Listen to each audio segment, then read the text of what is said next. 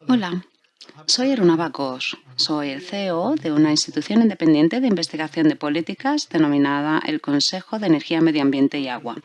Telma Kruk ya les ha hablado acerca de por qué nos planteamos cuestiones relacionadas con tecnologías que alteran el clima, qué sucede con las emisiones, en qué trayectoria está embarcado el mundo y por qué hemos de reflexionar acerca de alternativas a la hora de plantear respuestas a nivel planetario.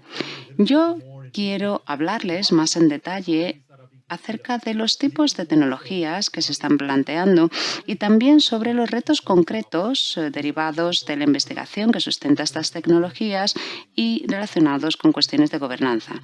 El Consejo de Energía, Medio Ambiente y Agua es una institución independiente de investigación de políticas. Está ubicada en Nueva Delhi, en la India, pero trabajamos con economías emergentes de todo el mundo.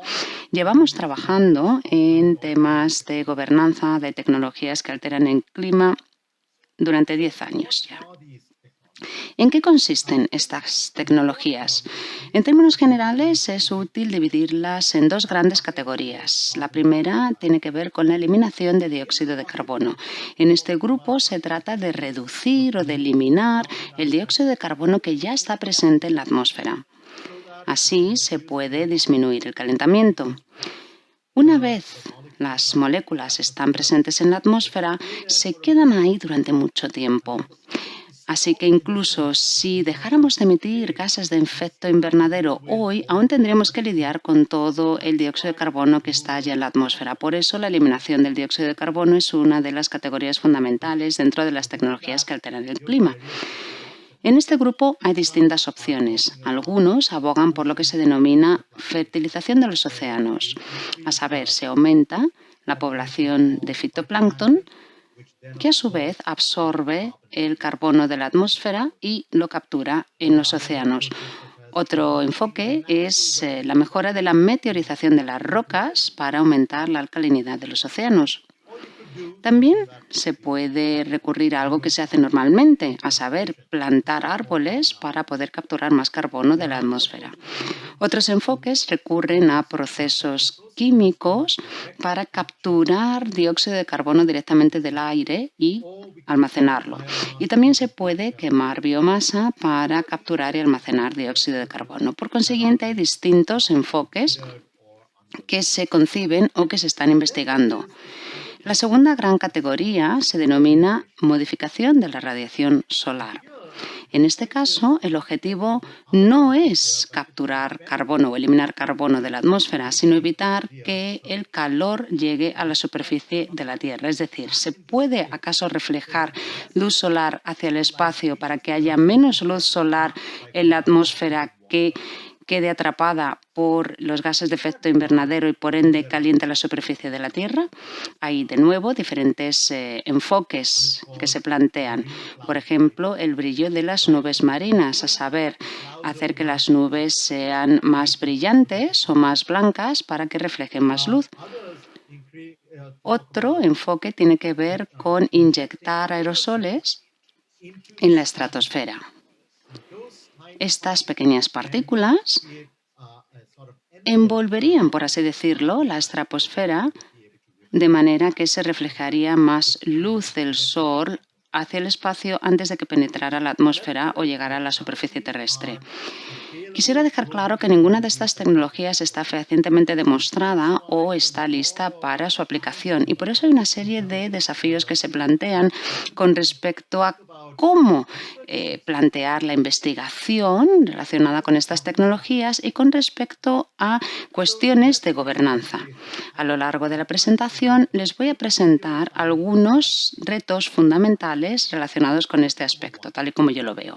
En primer lugar, cómo evaluar las opciones disponibles al tiempo que se tienen en cuenta las debidas precauciones. En el gráfico pueden ver dos ejes utilizados para evaluar las opciones que se presentan. Por un lado, se mide hasta qué punto son asequibles, es decir, hasta qué punto son baratas. Y por otro lado, se evalúa su eficacia, hasta qué punto son eficaces a la hora de capturar dióxido de carbono de la atmósfera o a la hora de reflejar luz solar hacia el espacio, es decir, a la hora de reducir la insolación solar en la superficie terrestre, como se dice en jerga tecnológica. Algunas tecnologías pueden ser muy asequibles, pero no resultar muy eficaces, por ejemplo, a la hora de absorber dióxido de carbono de la atmósfera, mientras que otras tecnologías pueden ser muy eficaces, como por ejemplo capturar dióxido de carbono directamente del aire, pero pueden resultar sumamente caras. Quizás se hayan dado cuenta de que inyectar aerosoles en la estratosfera, al menos según algunos cálculos aproximados, se sitúa en una posición relativamente idónea con respecto a su eficacia y asequibilidad. Además, hay que tener presente a la hora de evaluar estas opciones si debemos primar soluciones técnicas o químicas o, por el contrario, debemos apostar por soluciones naturales, es decir, plantamos árboles o recurrimos, por ejemplo, a la meteorización mejorada. ¿Inyectamos partículas en la estratosfera o nos planteamos hacer que las superficies terrestres sean más blancas? Son algunas de las disyuntivas fundamentales que deben dirimir no solamente los científicos, sino también la sociedad en su conjunto. El segundo gran desafío es el siguiente. Incluso si contamos con suficientes investigaciones en este ámbito, tenemos que pensar en los riesgos asociados, que a su vez se dividen en dos tipos, materiales y éticos. Dentro de las preocupaciones materiales se incluyen aquellas que tienen que ver con lo que se puede medir o lo que confiamos en poder medir en última instancia. En estos momentos no comprendemos muy bien cómo interactuarán o funcionarán los aerosoles en la estratosfera. No comprendemos muy bien cuál será la repercusión en la diversidad biológica de reflejar luz solar hacia el espacio. Y tampoco entendemos muy bien cómo se verá afectado el ecosistema agrícola si utilizamos grandes extensiones de tierra para cultivos que se quemarán para capturar carbono en vez de para cultivos dedicados a la alimentación. Tampoco sabemos cómo se van a ver afectados los patrones de lluvia en distintas partes del mundo si atenuamos, por así decirlo, la luz solar. Y tampoco sabemos si disminuirá aún más la capa de ozono o si se provocará una lluvia ácida. Hay otro tipo de preocupaciones también con respecto a la modificación de la radiación solar y que tiene que ver con el denominado efecto de la finalización. Es decir, imaginemos que aplicamos un experimento a gran escala y se reducen las temperaturas, pero ese experimento llega a su fin al cabo de 50, 75, 100 años. ¿Qué pasa entonces con las temperaturas? ¿Volverán a aumentar? ¿Lo harán rápidamente? ¿Y qué pasa si solo hay algunos países que deciden embarcarse en esta vía o algunos grupos de investigación? ¿Cuáles son las consecuencias sociales o políticas de esa situación? Yo vivo en un país en vías de desarrollo y muchos de estos países muestran su preocupación también acerca de los efectos localizados de algunas tecnologías. Por ejemplo, si inyectamos aerosoles en el Ártico, ¿va a haber una repercusión en el monzón, en los trópicos? También existen preocupaciones de índole ética. Hay algunas personas que se oponen radicalmente a interferir con la naturaleza a escala planetaria. Consideran que es mera arrogancia del ser humano y que por tanto debemos dejar en ese empeño. Otros se oponen a la posibilidad de que estas tecnologías puedan comercializarse y utilizarse para obtener beneficios. Pero la principal preocupación tiene que ver con una posible reducción del incentivo o motivación para aplicar medidas de mitigación. Si se pensara que contamos con un plan B, por así decirlo, para reducir las temperaturas, quizás pues haya un menor incentivo en aplicar medidas de mitigación que son tan necesarias y tan perentorias. También hay consideraciones éticas con respecto a la aplicación de esta tecnología por parte de algunos, mientras que otros se pueden aprovechar sin aportar nada a cambio. Y también tenemos que ver cuál es la motivación que subyace a las investigaciones, la intención que anima esas investigaciones. Algunos pueden investigar para salvar el planeta, pero ¿qué pasa si hay estados rebeldes? ¿Qué pasa si hay grupos deshonestos? Tenemos que pensar en los cambios que queremos propiciar al tiempo que se piensa en los medios necesarios para propiciar ese cambio y al mismo tiempo en las motivaciones que subyacen a esos cambios. Y, cómo no, hemos de ver cuáles son las consecuencias que pueden sufrir las generaciones venideras como consecuencia de nuestros experimentos. Aparte de estas consideraciones materiales y éticas, hay un tercer desafío que tiene que ver con la aplicación en sí misma de estas tecnologías y con la investigación. Hay un umbral, por ejemplo, que se puede imponer para que los estudios, la investigación en estas tecnologías se realice simplemente en ordenadores muy potentes que pueden trabajar en red para ver cuál es la interacción de las partículas que se inyecten en la estratosfera y el efecto que esto puede tener en las temperaturas. Pero se puede necesitar hacer un experimento en el terreno, un experimento a pequeña escala, inyectando aerosoles o haciendo nubes más brillantes, pero algunos científicos aducen que estos experimentos a pequeña escala no son suficientes para evaluar la eficacia de estas medidas o cuáles son sus ventajas e inconvenientes. Por consiguiente, hay que plantearse qué tipo de gobernanza necesitamos para regir experimentos a gran escala. ¿Debe aplicarse esta gobernanza solamente a los medios materiales para realizar el experimento? Por ejemplo, aquí vemos una foto de un experimento diseñado en Harvard que se llama SCOPEX. Es un globo que se enviará a la estratosfera, cuya barquilla creará una estela moviéndose de un lado a otro en la que se inyectarán pequeñas partículas. Entonces, la estructura de gobernanza debe aplicarse solamente a la ingeniería, digamos, que implica el experimento, o a la inyección de las partículas en sí misma. Otra pregunta importante tiene que ver con si un experimento a gran escala difiere de la aplicación de la tecnología y, por tanto, tenemos que plantearnos todas estas cuestiones en cada etapa del estudio de la investigación. El desafío número 4 que quiero presentarles tiene que ver con quién aplicará o podría aplicar esta tecnología. En primer lugar, ¿por qué se aplica? ¿Como último recurso para responder a una emergencia climática o como primer recurso que pueden aplicar regiones o países que consumen muchos combustibles fósiles? Quizás sea simplemente una manera de ganar tiempo mientras se pergeñan estrategias de mitigación o adaptación, o una forma de luchar contra emergencias tales como graves sequías, bajada de la producción agrícola o estrés térmico. Tenemos que considerar además cuáles son los incentivos para aplicar estas tecnologías. Si resulta que aplicarlas es mucho más barato que convertir todo el sistema energético mundial a renovables, pues ahí tenemos un incentivo claro. También puede haber un incentivo por parte de países que manifiesten su intención de apostar por estas tecnologías si el resto del mundo no actúa de manera contundente en términos de mitigación y adaptación.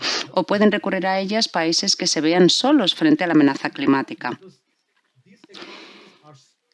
El caso es que estas tecnologías son lo suficientemente diversas como para que puedan aplicarse por investigación financiada con medios privados, o por una sola gran economía, o por pequeños países en coalición, o incluso que se dé el caso de que una pequeña economía, un pequeño estado insular, pues se sirva de su soberanía para invitar a científicos a que lleven a cabo experimentos dentro de su territorio. Por eso, yo me planteo si la gobernanza nacional por sí sola basta. Y de ahí se deriva el desafío número 5. En estos momentos contamos con una estructura de gobernanza internacional mínima con respecto a las tecnologías que alteran el clima. Hay algunos tratados, como el Convenio de Diversidad Biológica, que establece una moratoria para las actividades de geoingeniería, como ellos la denominan, que no cuenten con una base científica.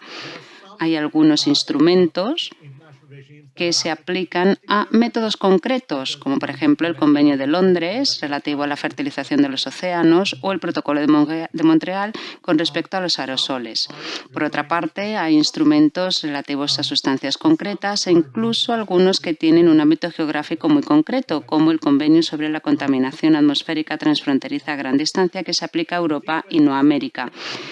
El caso es qué tipo de funciones de gobernanza van a asumir estos instrumentos. Y por eso, como comunidad mundial, tenemos que pensar en las siguientes opciones. Optamos por un código deontológico ad hoc, especial, que nos dé flexibilidad y margen de maniobra para reaccionar rápidamente ante llamamientos de los países, o apostamos por estructuras nacionales de gobernanza que coordinen los esfuerzos a nivel nacional, pero que carezcan de un sistema de control internacional.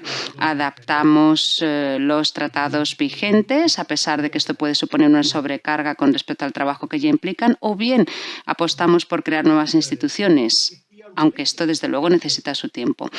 Lo más importante es ser conscientes de que si nos planteamos aplicar medidas a nivel planetario, no podemos dejar de lado cuáles serán las interacciones entre los seres humanos también a nivel planetario.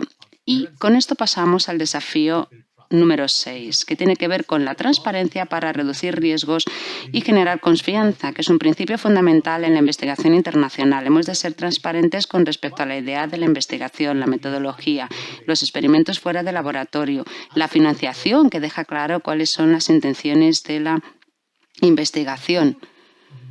Y para contar con un nivel mínimo de transparencia, hemos de concebir una combinación de autoevaluación y autoinformes de grupos o países, como ya es el caso en algunos países o respecto a algunos protocolos. Se ha de establecer un sistema de consultas y exámenes entre pares, no solamente en el seno de la comunidad científica, sino en la sociedad en su conjunto.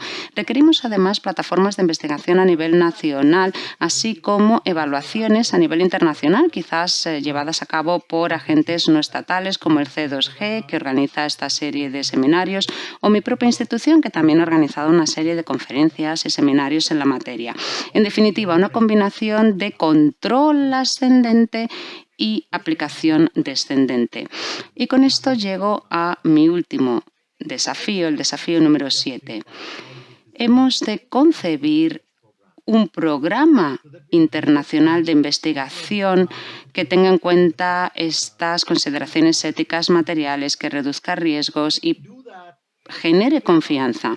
Para ello necesitamos mancomunar la capacidad de investigación de distintos países, contar con financiación flexible en especie y en efectivo, establecer claras responsabilidades, contar con protocolos claros también respecto de la difusión de la propiedad intelectual o respecto del acceso a los datos para que lo pueda estudiar aquel que quiera.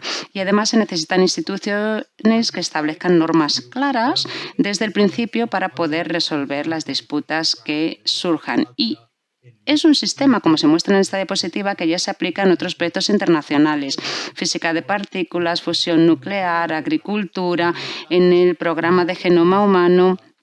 En todos estos ámbitos se ha creado un programa de investigación genuinamente legítimo y colaborativo, dando estos pasos. Quisiera terminar con una reflexión. Tal y como yo lo veo, las tecnologías que alteran el clima tienen que ver con el mundo más limitado de la ciencia climática, pero también con el mundo más caótico de la geopolítica. En estos momentos no contamos con el modo de ponderar los riesgos de no actuar ante la emergencia climática frente a los riesgos que supone aplicar este tipo de métodos. Y no se trata solamente de un debate técnico que hayan de mantener los científicos. Tal y como yo lo veo, es política de altura. Y por eso tenemos que implicarnos en este debate, porque a día de hoy no contamos con los medios necesarios para gobernar esta incertidumbre. Muchas gracias.